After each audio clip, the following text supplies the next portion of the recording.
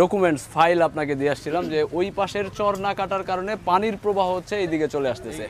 ঠিক আছে স্যার, এটা আমরা 6 মাস আগে প্রথমে উপদেষ্টা ম্যামের সাথে দেখা করছি, উনি আপনার সাথে দেখা করতে বলছিলেন এবং আমরা সরাসরি আপনার অফিসে দেখা করছি এবং তখন আমরা যে ফাইলটা আপনাকে দিয়ে আসছিলাম ওইভাবে আমরা দেখি নাই যে এখন পর্যন্ত কোনো অ্যাক্টিভিজম সরকারের পক্ষ থেকে হয়েছে। কিন্তু ইদানিং সময় যে ভাঙনগুলো হচ্ছে, এখানে 25-30টি বাড়িঘর ভেঙে গেছে, ওই পাশে আরও আশঙ্কা আছে, কিংবা আমাদের নড়িয়া এলাকাও আশঙ্কা আছে। নড়িয়া এলাকাতে স্যার যেটা হয়েছে যে ওইখানে ড্রেস ম্যাটেরিয়াল ছিল, ওইগুলা বিক্রি করছে উপজেলা প্রশাসন। এখন ড্রেস ম্যাটেরিয়াল আসলে কতটুকু বিক্রি করছে, তারা কতটুকু কাইটা নিছে এইটার কোনো পরিমাপ নাই, বা কতদিন কাটতে বলছে তারা কতদিন ধরে কাটতেছে বা কতদিন চলবে এটার প্রক্রিয়া আমরা এটা জানি না স্যার। এই ব্যাপারে আমরা চাই যে আপনারা সঠিকভাবে পদক্ষেপ নেন যেন শরীয়তপুরের আর কোনো বাড়িঘর না ভাঙে। আমরা স্যার গত পরশুদিন পদ্মা সেতু ব্লক করছিলাম, এই জন্য আমাদের এইখানে যেন স্থায়ী বেড়িবাঁধ হয়, টেকসই বেড়িবাঁধ হয়। সেটা এখন যেহেতু বর্ষা, এখন তো সম্ভব না, এটা আমরাও জানি। কিন্তু আমরা যখন গেছিলাম আপনাদের কাছে তখন শুকনা মৌসুম ছিল, আমরা আশঙ্কা করে গেছিলাম যে বর্ষা মৌসুমে এই জায়গাটা আরও বেশি ভাঙবে।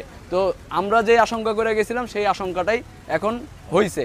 সো স্যার, আমাদের এই জাজিরাবাসী না, শুধু শরীয়তপুরবাসীর পক্ষ থেকে আমরা যেটা বলতে চাই যে আমাদের এখানে স্থায়ী এবং টেকসই বেড়িবাঁধ লাগবে। এটা লাগবে মানে লাগবে, এটার কোনো যদি কিন্তু নাই স্যার, এটা দিতে হবে স্যার। এটা স্যার আমরা ওই যে বড় ভাই যেটি বলছে যে ওই পাশে অর্থাৎ মাদারীপুরের অংশে 12 কিলোমিটার স্থায়ী বেড়িবাঁধ হয়েছে, নদী শাসন হয়েছে, কিন্তু আমাদের এখানে 2 কিলোমিটার হইল না। আমরা এই যে বৈষম্যের শিকার হইলাম, এটা স্যার আমরা জানি না কেন হয়েছি বিগত সময়ে।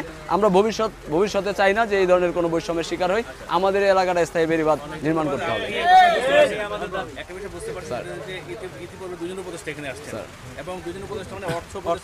আমরাও তাদের সাথে কথা বলছি স্যার, অর্থ উপদেষ্টা এবং ফাউজুল করিম স্যার দুইজনের সাথে আমরা বসছি এসে টুতে এবং আমরা কথা বলছি এই বিষয়ে।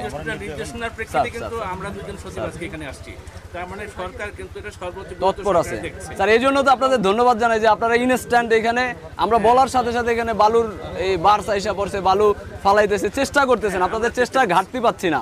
কিন্তু আমরা যে টেকসই বেড়িবাঁধ চাচ্ছি এই বিষয়ে একটু স্যার প্রস্তাবনা কিন্তু আমরা নিয়ে কাজ করছি।